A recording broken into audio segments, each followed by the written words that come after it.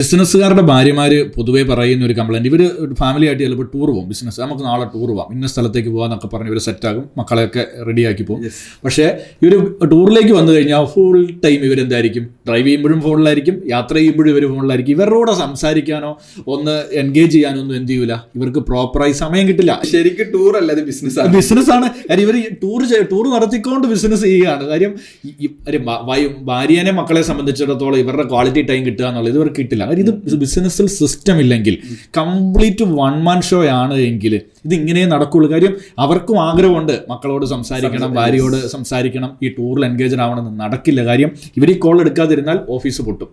Office പൊട്ടിക്കഴിഞ്ഞാൽ financially ബാധിക്കും. അപ്പോൾ ഇതിനെ മാനേജ് ചെയ്തേ പറ്റും. അപ്പോൾ വൺ മാൻ ഷോയിൽ നിന്ന് പുറത്തു വരിക എന്ന് പറയുന്നത് ബിസിനസ്സിനെ സംബന്ധിച്ചിടത്തോളം, ഒരാളെ സംബന്ധിച്ച് ശരിക്കും ബിസിനസ്സും അല്ല, സെൽഫ് എംപ്ലോയ്മെന്റ് എന്ന് പറയാൻ പറ്റും, ട്രാപ്പാണ് ശരിക്കും. അതെ.